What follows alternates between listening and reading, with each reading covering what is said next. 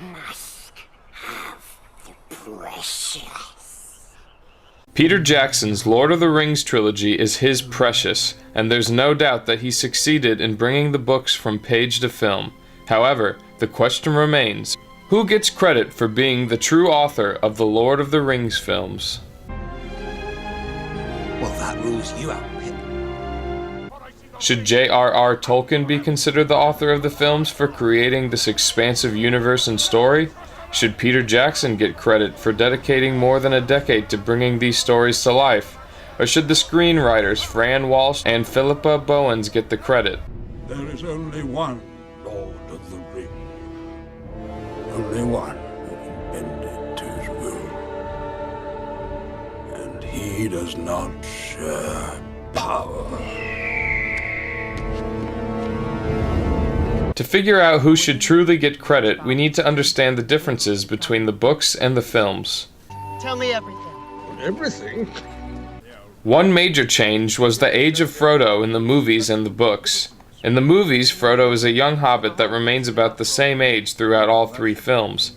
However, in the books, Frodo starts out at 31 years old, and it's not until almost 20 years later that Frodo begins his quest, making him a hobbit in his 50s when the quest to destroy the ring actually begins. Another change was the relationship between Frodo and Sam. In the movie, Sam and Frodo are close friends before they even begin their journey. However, in the book, Sam is Frodo's gardener and servant. Jackson and the writers must have thought the movie would be better if Sam and Frodo were friends. Some believe that the modern audience would not relate as well to a master-servant relationship. That's for Frodo! That's for the Shire! Merry is also different in the movies than the books. In the movies, he is just like Pippin and pulls pranks and gets into hijinks. In the books, Merry is portrayed as a mature hobbit. Perhaps Jackson felt that Merry needed a bigger character arc throughout the three films. Fool of a took. Throw yourself in next time and rid us of your stupidity. Jackson and the writers also must have wanted to dramatize Gandalf's warnings by making him less of an authority in the films than the books. In the books, Gandalf is hardly overruled by anyone, but in the films he was overruled on more than one occasion. Yet you did not have the wit to see it. Your love of the halfling's leaf has clearly slowed your mind. Let the ring-bearer decide. Gandalf, the ring cannot stay here.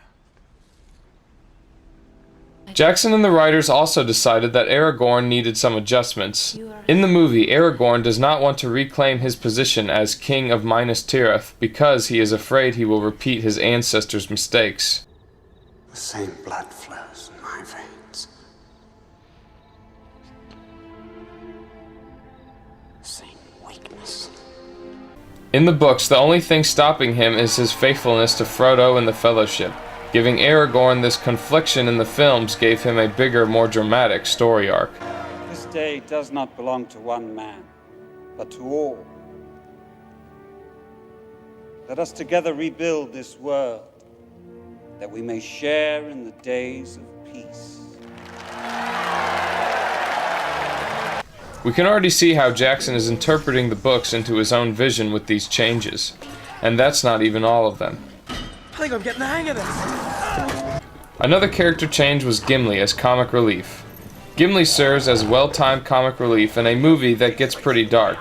In the books, Gimli has hardly any comedic lines, but in the movies, Jackson uses Gimli to help lighten the movie at dark times. Toss me. What? I cannot jump the distance, you'll have to toss me.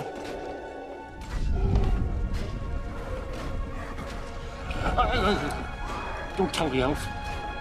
Not a word. Boromir also got a slight change. In the films, he is blonde, but in the books, he has brown hair like his descendants.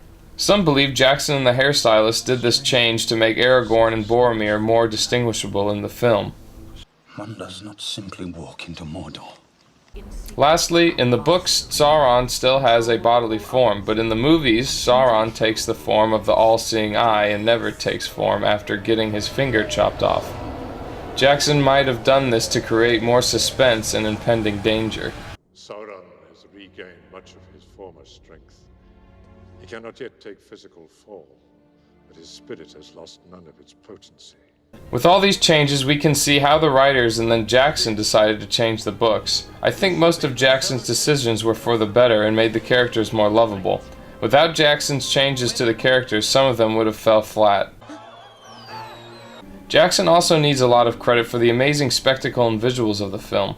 Tolkien may have created the world on paper, but Jackson brought the world to life. That is why ultimately I believe Peter Jackson is the author of the films, and Tolkien and the screenwriters were influences to Jackson's work.